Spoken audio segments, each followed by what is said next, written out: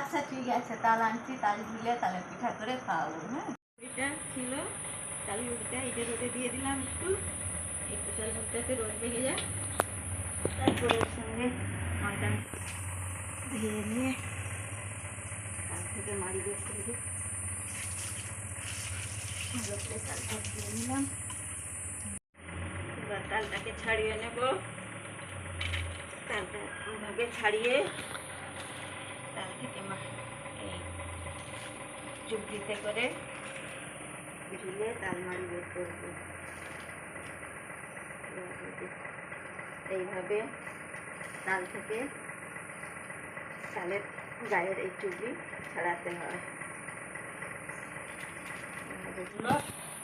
তালের তালটা বড়, তালটাতেও 3টে আঁটি আছে, 3টে আঁটিও আর মাড়ি ভর্তি, খুব সুন্দর তাল,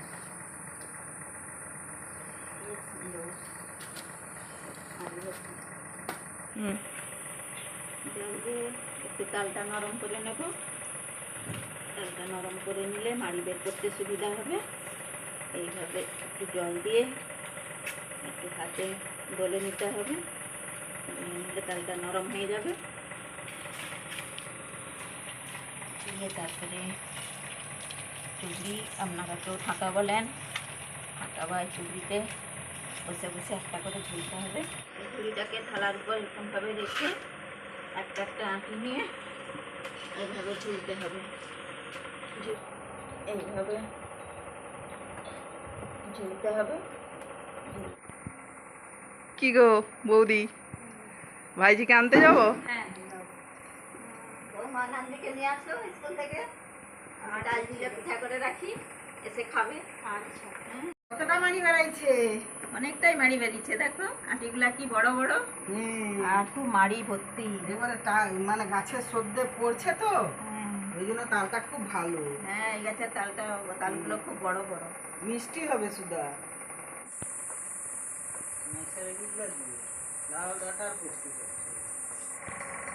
তিনটে আঁটি ঝুলা হয়ে গেছে, দেখুন কি সুন্দর এক থালা মাড়ি বেরিয়েছে, থালা ভর্তি একদম।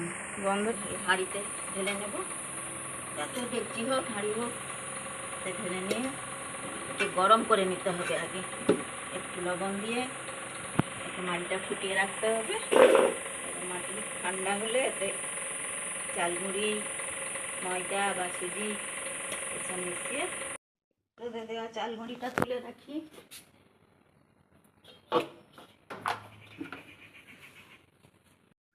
চাল থেকে বের করা মাড়িটা এবার ফুটিয়ে নিতে হবে।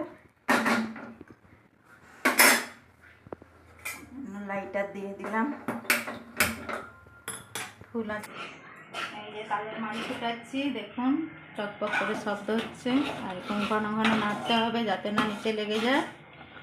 আর ফুটার পর একটা খুব সুন্দর গন্ধ বের হয়, খুব সুন্দর গন্ধ, পাকা গন্ধ আর খুব মিষ্টি গন্ধ। কতক্ষণ ফুটাতে হবে? 10 থেকে 15 মিনিট ফুটিয়ে নিলে, আর ফুটানোর সময় মাড়িটা আবার পাতলা হয়ে যায়। দিয়ে এরকমভাবে 10 থেকে 15 মিনিট আমি ফুটিয়ে নিলাম, দিয়ে এবার আমি গ্যাসটা বন্ধ করে দিলাম। চালমুড়িটা ফুটানো হয়ে গেল। সেই জন্য পরিমাণ মতো চালমুড়ি, আমি 2 কাপ চালমুড়ি নিলাম। আমি 2 কাপ চালমুড়ি ও 1 কাপ ময়দা দিয়ে পিঠাটা করব। 2 কাপ চালমুড়ি আর 1 কাপ ময়দা দিলাম।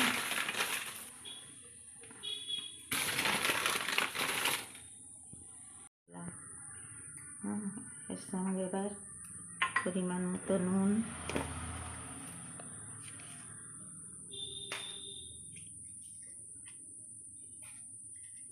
দিতে হবে গুড় বা চিনি, যারা চিনি খেতে ভালোবাসেন চিনি দিবেন। আমাদের সুগার না মিষ্টি, আমরা এখন গুড় দিয়ে করি, আমি গুড়টা দিয়ে দিলাম। গুড় দিয়ে করলে কি স্বাদও ভালো হয়? হ্যাঁ, গুঁড়ে করলেও স্বাদও ভালো হয়, স্বাস্থ্যের পক্ষেও ভালো। হ্যাঁ, স্বাস্থ্যের পক্ষেও ভালো গুড় খাওয়া। একটু দুধ দিয়ে দিলাম, দুধ দিলে স্বাদ ভালো হবে। পরিমাণ মতো দুধ দিয়ে এবার এটা মেখে নিচ্ছি।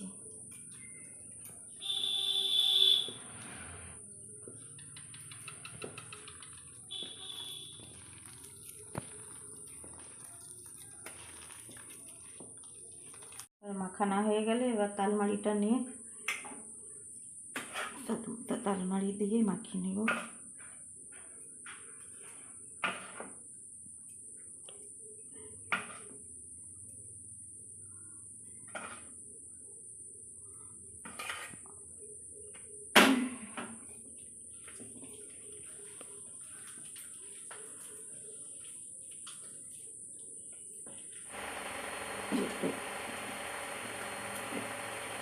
গরম মাড়ি এরকম মাখানাটা এরকমভাবে মাখিয়ে নিলাম।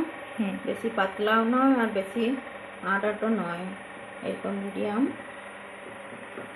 এরকম মন্ডটা এরকম তৈরি করতে হবে। দিয়ে ধরে রাখা এলাচ দানা দিয়ে দেব।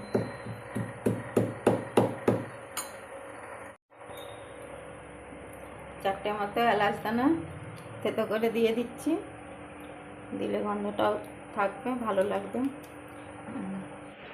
মাখিয়ে এরকমভাবে মাখিয়ে 5 মিনিটের জন্য চাপা দিয়ে রেখে দিচ্ছি। 5 মিনিট হয়ে গেছে, এবার আমি ঢাকনাটা খুলে নিলাম। এবার কড়াইতে লাইটার দিয়ে দিলাম। এদিকে একটা ঢাকা রাখলাম, নিচে কাঁচি রেখে ঢাকাটা রাখলাম যাতে তেলটা ঝরে যায়, যাতে ভাজা পিঠাগুলো রাখা হবে। কড়াটা গরম হয়ে গেছে, আমি তেল দিয়ে দিচ্ছি।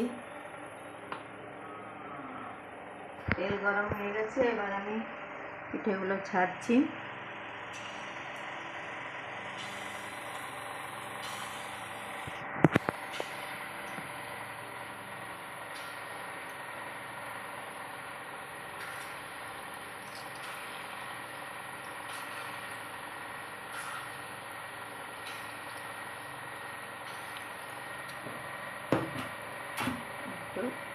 তাপটা একটু ফ্লোটা একটু কমিয়ে দিলে ভালো হয়, নাহলে পিঠেগুলো পুড়ে যাবে।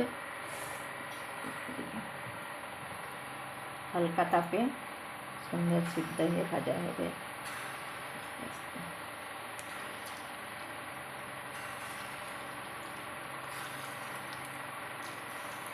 সিদ্ধ হতে থাকুক, তাহলে এগুলো উল্টে দিলাম। এই যে দেখুন, এবার উল্টে দিলাম। আর পিঠে প্রায় ভাজাও হয়ে গেছে, আবার একটু সুন্দর লাল লাল হয়ে গেছে। এরকম হয়ে গেলে এবার নামিয়ে নিতে হবে। আমিও নামিয়ে নিচ্ছি।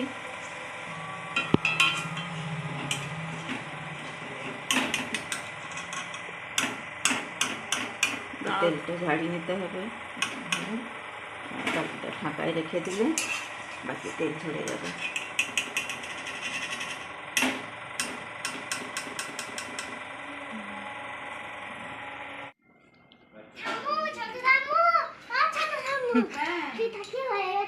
হ্যাঁ, তুমি স্কুল থেকে এসে গেছো? এই তো তোমার জন্য পিঠা নিয়ে এসেছি। আমার তৈরি হয়ে গেছে, চলো তুমি খাবে। চলো সোফাটায় বসো, পিঠেগুলো ঠান্ডা হবে, আস্তে আস্তে খাবে। হ্যাঁ, বসে বসে ভালো হয়ে বসো। হ্যাঁ না, সেরে বসো, আমি বসি, খাই দেবো। হ্যাঁ, খেতে দেবো।